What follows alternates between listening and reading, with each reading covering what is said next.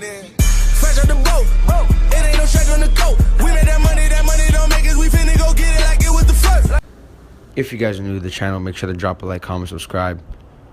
Turn on them post notifications, because I'm going to start rewarding my Noti gang, so let's get it. Welcome back to another video by yours truly, ATC Tony. So listen, I know some of you guys struggle with lineups in the park, stuff like that. So this video right here is basically just a clip of me, Duke, and Melo playing together, and what I think, what my most successful lineup or lineups are while playing threes on the park or stage. At the one, you need a shooter, either a playmaking sharp or a pure sharp, because you need to have floor spacing. So out of two out of your three players need to be able to shoot.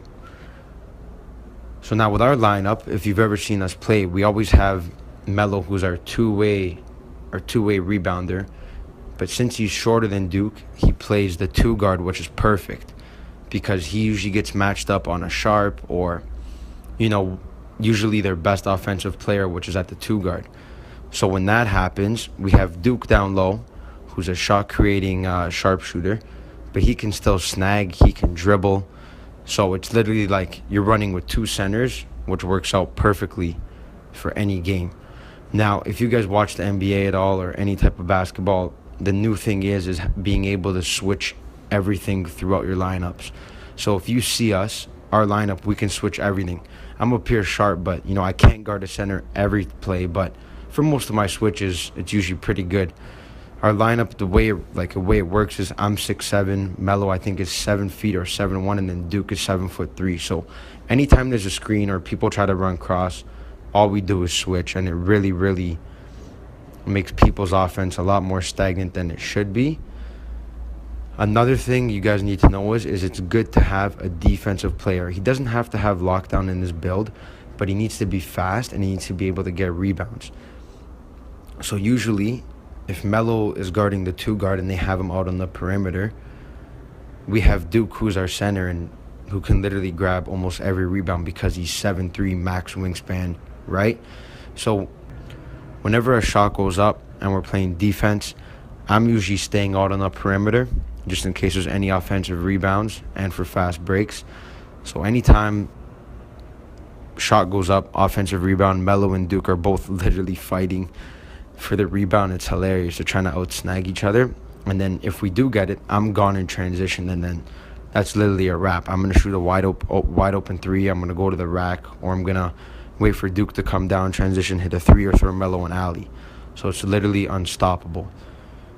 So the main things you guys got to know is you need to have height, you need to have length, pause for your wingspan and all of that. And you need to be able to have three people that could play defense, and you could switch every matchup. So if you're watching this video as well, instead of just listening to me talking, you can see that they try and put me and Melo in the pick and roll situation all the time to get us to switch onto the, to switch between pure playmakers.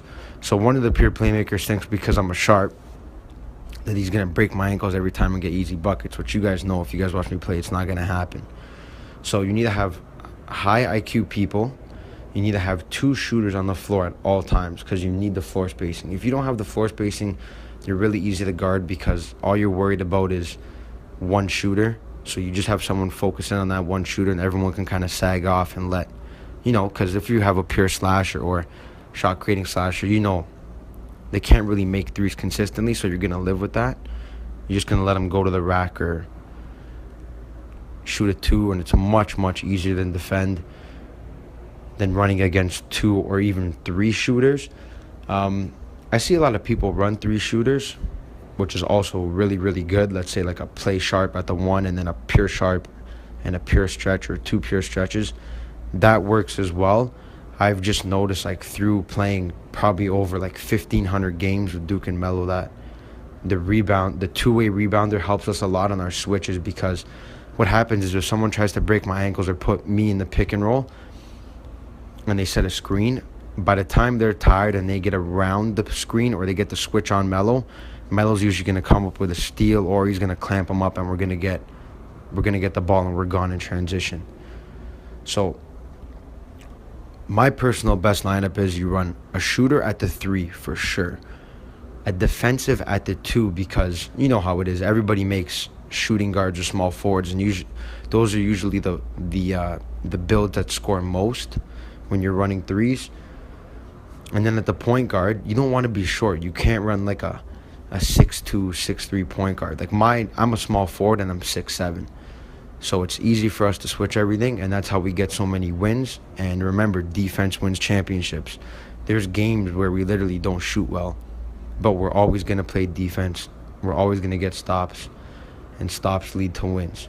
So if you guys have a favorite park lineup that you guys like to run with, just comment that down below. I hope this video helped you guys out. I'll catch you guys later. You say I'm not that type of guy, and all I ever do is lie. I know I went missing on you. I've been working late, shit's been too crucial. I need 2 all these sensational cush ones.